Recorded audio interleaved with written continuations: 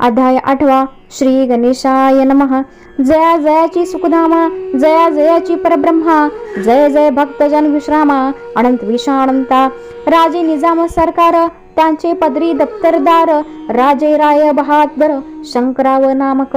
6 लक्षांची जहागीर, त्या प्रती सखल सुखे अनुकूल सती, विपुल संपत्ती संतती, काही कमती असेना। परिपूर्व कर्म अगाध, तया लागला ब्रह्मसंबंध, उपाय केले नानाविध, परिबाधा सोडी।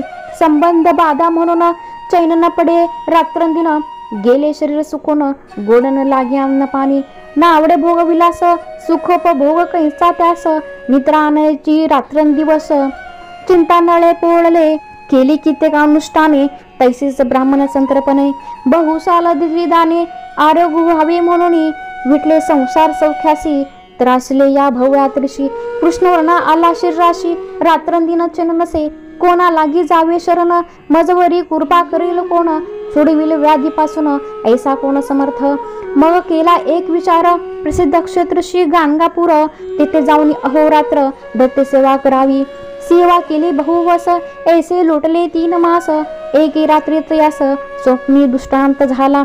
अक्कलकोटे जावे तुवा, तिथे करावी स्वामी सेवा, येती वचनी भाव धरावा, तेने व्याधी जाय दुरी।